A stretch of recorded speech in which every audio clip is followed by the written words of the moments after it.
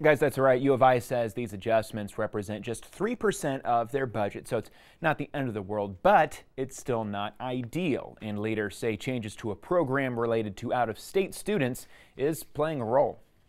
Entirely related to enrollment reductions. There's a good chance that more and more of these students you see on campus in Moscow are from Idaho. That's to be expected at a state school, but some could be from out of state, just not as many as there used to be. And that's a big deal because those kids pay more in tuition. One non-resident student is worth, and by worth I mean only financially, is worth 3 resident students. A very rough and a general description could be this. In-state students pay around $7,000 a year. Out-of-state students pay around $25,000. So why less out-of-state students? Well, over time, U of I has made changes to a waiver program for students from other Western states, meaning that students from the West aren't getting as cheap of tuition in Moscow as they used to. There's a good chance that price-sensitive students will say, no, I'm from North Dakota, I'll just stay in North Dakota. School leaders say it's become harder for international students to get visas as well.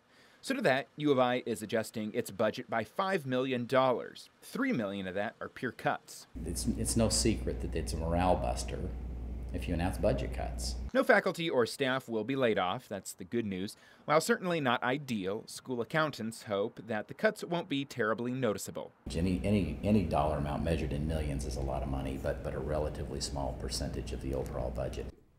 And over the next year or two, U of I is anticipating another $4 million in further budget cuts that will help create buffer room, the school says. In the newsroom, Taylor Vito, KRAM 2 News.